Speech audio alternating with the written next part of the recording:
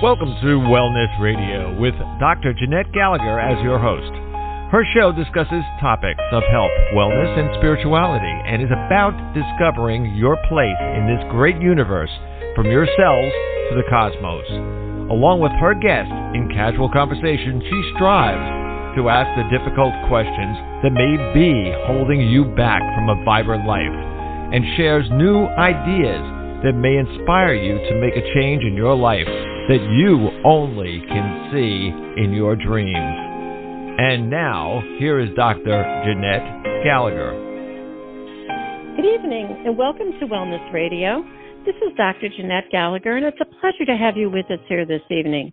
Tonight, we are going to take a little divergent trail as we speak about a book that is going to take us to think about something else in our life, something easy, something joyful, perhaps teach our children, maybe reach it back into the past, and perhaps just say, oh, my mind just needs a break.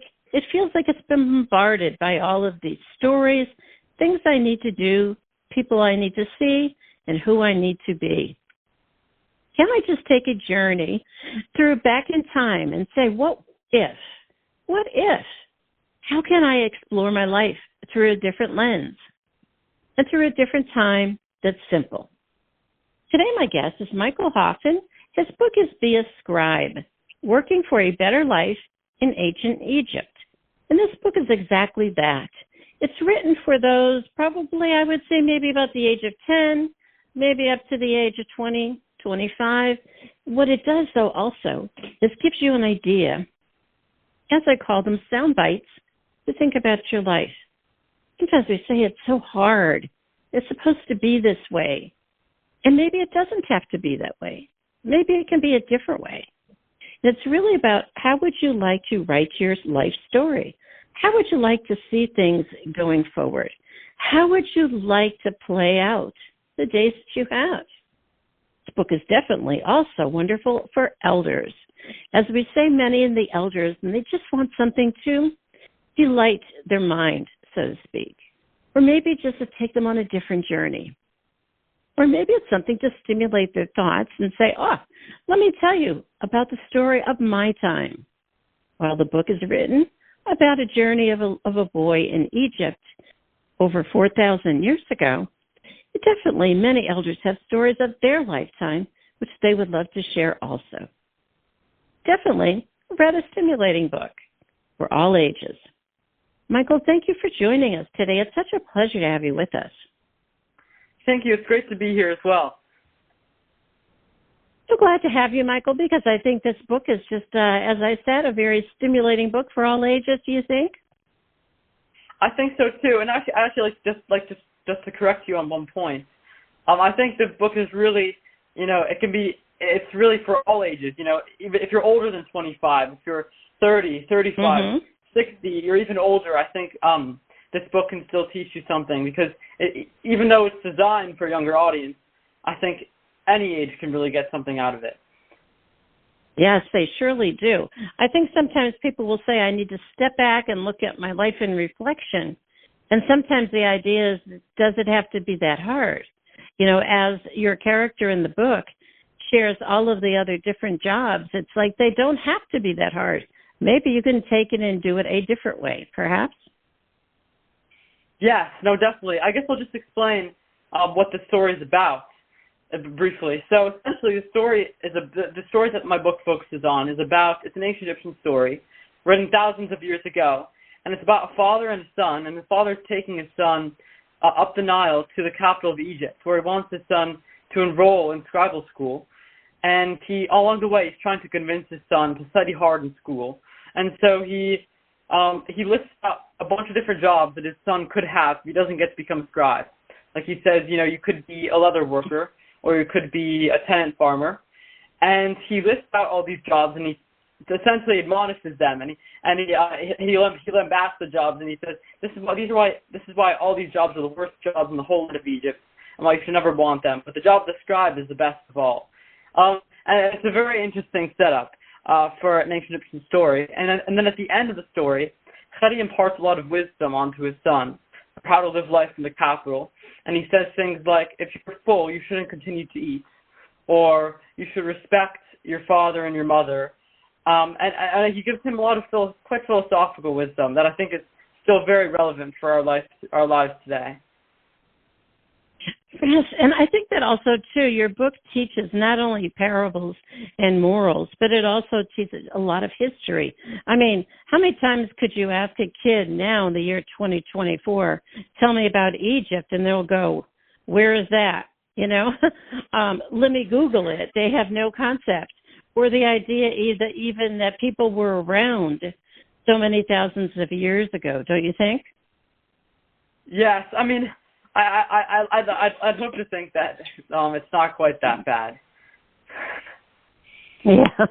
Well, I'm almost 70. I could tell you the ones I've asked, yeah, it's not quite that bad. But anyway, I think it's sometimes we say that some of the schools that have been around before have really delved into things. I mean, I grew up and I remember we had to all take Latin. That was part of our classes. Everybody had to take Latin. Now they don't even teach writing in school. So I think the idea is that when you have a book like this, it kind of stimulates kids who may have been missed out, who may have missed out on a good history lesson, and now they might want to look into more history. Or it may be someone who is looking to say, I'm looking for something different, and it kind of like sparks their interest. So isn't this book about sparking the interest in people? Yes, I would definitely say that's a big part of it. I think it's really designed to get people interested and to provide them with access to a real ancient Egyptian primary source. Because if you do have a good history teacher, then you might read a text from the Roman period or something, or a text from the Greek period. But there isn't a lot of literature from Egypt discussed, and I think that was when I started to write this book. I think that was one of the reasons why I felt that it was necessary, and there was something missing in the books that were already out there. I think it's really important. Sorry? I think your book is really neat in the way that you have hieroglyphics in here. You have Egyptian words, and it's not just, hey, I'm going to tell you a story. You really do incorporate all aspects of Egypt life, yes? Yes. No, I think sometimes it's people get very preoccupied in the history, and I think it's also important to understand that these people weren't going around speaking in English, and they had their own language. And I think, of course, we know very little about what the Egyptian language sounded like, but it's probably one of the more beautiful languages out there. Like our alphabet, it's very much focused on efficiency and function, whereas the Egyptian alphabet was more focused on beauty. And you can see that when you look at hieroglyphs on the wall, you can see some of them are stacked on top of each other, some of them are smaller, some of them are larger, and that's because they didn't want all this extra space on the top. Like if you just a bunch of hieroglyphs in a row, a bunch of signs, and there's a lot of empty space and it doesn't look very good. So Egyptians tried to essentially stack them on top of each other and place them in certain positions to create nice lines of text. And it's interesting when they would paint them over on tomb walls.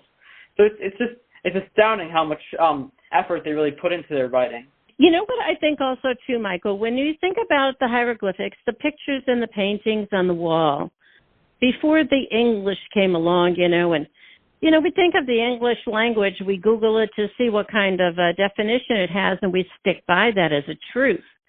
But if you look back at ancient languages, when they had pictures, and just as you said, it was more artfully, that was more open to interpretation at the time, don't you think? I mean, I suppose you could say that. We don't really know that much actually about how the language was taught. Egyptologists, archaeologists haven't found evidence of any kind of school. I mean, to be honest, the language could have been much looser than English today, but also could have been much stricter. Right. I mean, but we haven't found an ancient Egyptian dictionary yet, so it's really all up in the air. And also, too, I think that the idea is when people painted over, as time has evolved, and they painted over pictures, and then they put other things, and then there were more advanced writings, and then there became words. I think almost as if you could look at the Earth as if we wish it was like this, like rock. You could just peel back each of the layers and, and see our evolution through as it had been written in time. Wouldn't that be really cool? Yes, it would be, if we could just sort of peel back the layer on the temple, and there we have the previous carvings, right. And you can peel back again. And there's actually a really famous one. I don't know which temple or where it is in Egypt, but there's a temple. You can look it up. I think it's called like the helicopter hieroglyphs. And essentially it was the subject of a lot of theories that, look at this. The ancient Egyptians carved this helicopter on the wall, on this tomb. But really, actually, what it was, it's quite interesting. It's actually just one sign that's been carved into the wall, and another sign has been carved on top of it. And when you combine those two signs, it looks very similar to a helicopter. And it's interesting to see how one layer was carved on top of another layer and top of another layer, and these tombs were constantly adjusted and changed. Yeah, because it's almost as if where do our concepts and our ideas come from in evolution? And sometimes it's almost as if it's prophetic. You know what I'm saying? It's sort of like someone could have seen that and not had helicopters around and said, oh, I think I might like to make something like that. Do you know what I mean? It's sort of like when you can give a child that's very much into exploration or designing, and you have no idea what they come up with. They come up with something, and then that's how we get things going to the moon. That's how we get the idea that there even is a moon, That's when we get ideas, how do we drive a car that's electric, Or where's the internet? Like, where is the internet? Can I touch it? So I think all of these ideas are conceptual ideas. They come from somewhere, right? No, I think that's very much true. I think a lot of the technology that we have probably originated in science fiction before anyone ever started designing an actual plan to create it. It's quite interesting to think about. Yeah. And your book, it's definitely interesting because it is Be a Scribe. And it's exactly that, is write about your adventures, write about what you're seeing, write about what you like or don't like, and write about what you're feeling. When you write these experiences, it's what reflects for others. It's what guides you in going down the road. It guides you to where you should be. Isn't everybody, in essence, a scribe of their own life? I think you could say everybody's a scribe of their own life. I think, in ancient Egyptian times, a scribe was someone who could read and write. And that wasn't a very common skill back then. And now, of course, many more people, now a majority of the population can read and write. And so, in that sense, being a scribe is less unique. But I think at the same time, you could say that a scribe is someone, at least today, maybe it's shifted to someone who,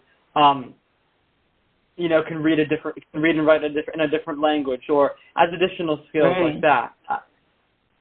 You know what I thought was really interesting too? When we look at your book and we think about things that have been there a long time ago, and I see the gold ring there, and people are saying, oh, they must have been wealthy, they must have this or that. In essence, though, it was what they had. It's sort of like, I live in New Orleans. Outside of here, they grow a lot of rice. So we would think rice is the commodity of the day, where back then the commodity of the day was gold, perhaps? I think that's definitely a possibility. I think also one reason for it is that, these are the items that have been left in tombs and left in pyramids and have been the best preserved. Whereas, an item of, wood or a mud brick house might not survive as much. And I think you can see this today. You can just look around. The paper newspapers that you see are probably not going to survive very long at all. Now they're the cotton T-shirts, but then you have a gold ring that'll probably survive for a lot longer, especially if it's kept in a cool environment like a house, or if it's kept somewhere underground then it can survive for a lot longer. So I think it's also a question of which things, like which materials are surviving for longer. And I think it's probably those materials are probably the more expensive ones. Yeah. It's also, too, Michael, I think about thinking about our own life. What will we leave behind as a civilization? That's a very inquisitive question to ask a child because, they will have answers, but you can also turn around and say, we really don't have much as a civilization right now to leave other than trash. I mean, because everything is breaking down. Nothing is staying around. And have we really made any monumental additions to the world or to survive with the earth? Well, I think you definitely have a few examples of this. I mean, you have the White House, or there's certainly many pieces of monumental architecture all over the U.S. and all over the world. But I think, even in Egyptian times, a lot of what they had was trash. Of course, we might consider it more expensive nowadays, but things like papyrus was very expensive back then. It was very expensive to produce, and so mostly people just wrote on little pottery shards that they just threw away right then, and they would probably consider that trash. But now, because they're so old and because they're so pieces of writing that are so old, they're considered treasure. Even like a little piece of even a little pottery shard that has no writing on it whatsoever, but it's from 4,000 years ago, would be highly valuable today. So maybe in a few thousand years from now, because so little survived, even our trash will be considered a treasure. Mm-hmm. And also, too, you write about the gardener in the book. I think that's vitally important, too. Do we understand that civilization has always learned how to take care of itself in times of excess and in times of lack? So the jobs that we may choose may benefit people, all the time because they really need to survive. Being a gardener or knowing how to grow a plant is so vitally important. Yes, sometimes people say, oh, but that's not really, I'm not going to be a millionaire with that, blah, blah, blah. But maybe you'll be needed when you're needed, or maybe you'll need to survive for yourself. Aren't those concepts that we wish our children would be able to grasp? I know it's very interesting to think how I agree. It's very interesting to think how much of the population, or at least in the U.S., isn't doing a job that's sort of facilitating survival, like farming or construction of a house. Most people might have a white collar job, or they're a journalist. And those are very necessary professions. And I have to say, I'm not one to speak myself as an author, but it's interesting to see how these professions have become devalued. But at the same time, I don't think it's supply and demand, really. And if not enough people are farming, then and there's not enough food, then some more people are going to start to go to farming and enter that profession. So it's interesting how that these things sort of take care of themselves, and they have it's almost like they have a consciousness to themselves. Right. I know in Europe, it's all about the trades. It's all about the lineage, the ancestral, whatever people have done in the past. And they really stick to that. Their food is very clean. It's very well, out. Everybody knows that you grow your good food. Things like that. There's tanneries. There's people that do work with leather. There's people that work with the jewelry there, and it's very well valued. So I think sometimes we say, but I've never seen that. And the answer is, well, you can be open to that experience. You can travel to Europe. You can read a book like yours. You can get stimulated on the internet. You can try to find people to be able to do an internship with. So many times people will say, but I don't know it. I don't know if I want to go to school for that, or I don't want a job like that. The answer is, when you have a little bit of time, say, hey, can I come shadow you? Can I come, just go around with you, see what's going on, see what it's about, and to see if I'm interested in this. If maybe something in it really says to me, oh, I would love to do it this way, and this seems exciting. Isn't that why we tend to talk about our work amongst each other? Yes, I think it is. I think, I think people really haven't. I think people have sort of people have limited their career options by the amount of money that it can make, and I think that what we really should be doing is thinking, what jobs we really want to do, because if you do a job that you like doing, it doesn't feel like work. You're on vacation all the time, and I think ultimately people can't fully detach themselves from the natural world, and they have to some extent. To some extent, they have to. Being in nature and being around farms and like you just described and Europe and also in places across the U.S. Being around nature, I think, is really beneficial to your mental health and to your overall well-being. Yeah. There's a lot of times people will go on that ancestry page and they will say, oh, I didn't know so-and-so from my past did this, that, or the other. And they go back and they try to connect with that profession or that part of the area of the country or those type of people that they may have known as relatives.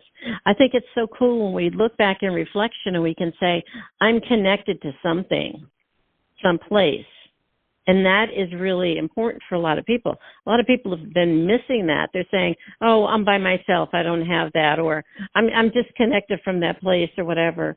And that just doesn't mean anything to me. Sometimes people are looking for a connection, perhaps. Yes, I agree. And, I've actually found out a little bit of this as well. And, my great-grandfather was a newspaper man. And he was, he printed newspapers in Chicago. Mm-hmm. And my grandfather was sort of one of the managers of a supermarket. And it's just interesting to see because all of a sudden, I had no connection with newspapers before, but now all of a sudden I feel somewhat of a commonality whenever I see one. Right. And it's just interesting. It just gives you something. It's almost like a loyalty, don't you think? Don't you think it's almost like a loyalty to the name? It's like it gives you roots in a sense. It gives you almost like a country. Yeah. It's patriotism, you could say. Yeah. I think that's kind of cool because that's so vitally important that a lot of people are missing that. Let's talk for a little bit now in closing, Michael, about the back of the book where it talks about, ideas that they say, as you call it, wisdom. I call it those things that your parents have said all along, but you don't listen to until you hear it from somebody else. So having it in your book that says stay out of trouble, how many times have your parents said that or others and you don't listen? But when you read it in the book, you go, I think that sounds different. I think I'll try that. Like they never heard it before, That's definitely true. I think also maybe people tend to somewhat reject advice given by their parents. But when it comes from someone they see as an authority figure, they're more inclined to listen. Yeah, and I think in your book you really put these bits of wisdom with a lot of history, and you really made it sound different. In other words, the message sounds different. When you have down mind your manners, I mean, people would be like, they just shrug it off. But in your page, you're connecting to a different story, so you see it from a different light. Isn't that goal of what wisdom is all about? Yes, I think it is. I think wisdom shouldn't just be telling people, oh, you should do this, do that, and live a good life. But it should be explaining why doing that or doing this enables you to live a good life, and why doing these other things puts you on the path to a bad life or a failed life, and as opposed to just and I think it's the justification is what really matters. And even, on your one page it says, don't play hooky, and I think that really draws in many that have said, I don't understand that language, and they're like, oh, I did that before, or, oh, what's that word mean? You know what I mean? Or people will say, yeah. I definitely tried to do that. because I could have just said, don't skip school or something like that, something boring like that. Right. But I think don't play hooky adds a playful tone to it. And also, there's another section that says be gumptious. And gumption sort of means a willingness to work hard. I could have said, work hard or be hardworking. Mm-hmm. But gumptious is so much more fun and so much more exciting. And I think it really draws people into listening to the wisdom. And instead of saying, I feel like work hard is something that you hear all the time, every day. It's too often used, and people just get bored by it. But when you hear something else, something newer, like be gumptious, then they say, oh, that's something that I want to live by, if it feels new and feels exciting. Yeah. And also, too, on a lot of spots where you have the Egyptian writing, I think it's really cool. Sometimes we see things on T-shirts and they might be a letter from a different language or another country, and we don't pay attention to it, but the person that's wearing it is holding it dearly because they have a connection to that. So I think if you start looking at some of the letters and the words that you have in your book, kids could start drawing them, or whoever is reading the book, and they will say, oh, that looks kind of cool, and I'm going to put that on my shirt, or I'm going to write it down on my desk or whatever as my mantra, as my belief, and then draw other people in to say, what is that? That's when it starts the conversation, right? Yes, I think having having something like that in a different language is definitely a conversation starter. Sometimes it can also be used as a bit of as to show off a little bit, say that, oh, look at me, I know this language, and I think there's a bit of glamorous knowing another language, especially an ancient one like Hieroglyphics or Latin. Yes, I think that's definitely a part of it. I see, Latin mottos all the time. Maybe more than a few drawn from books like popular Latin or Latin phrases.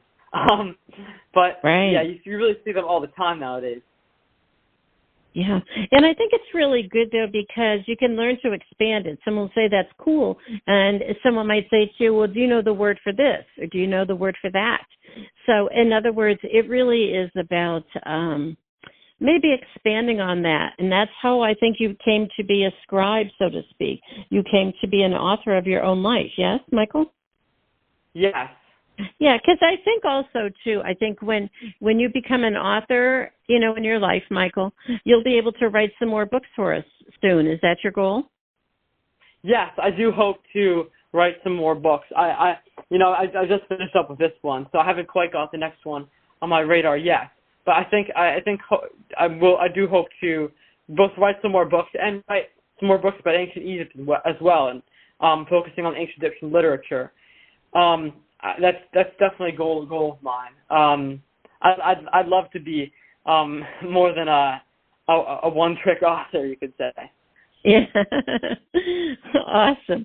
Well, Michael, it was a pleasure to have you with us today to take this little journey to ease our minds and be able to say what else is out there. So, Michael, can you share with the listeners how to find out more information about your work?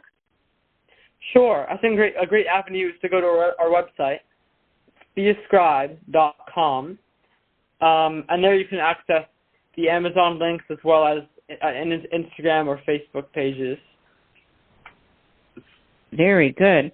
Well, Michael, it was a pleasure to have you with us today. Keep us in mind when you have your next book up, and we're enjoying Be a Scribe in the meantime, so we thank you so much for joining us.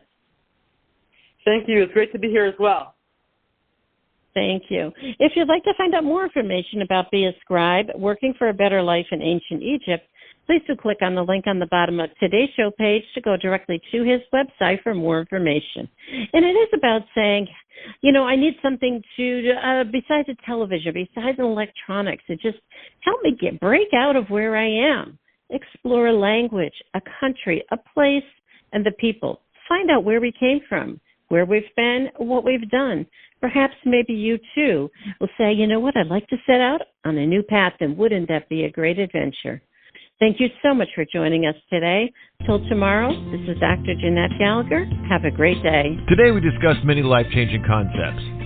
Who do you turn to, and how do you know what is best when faced with a health crisis?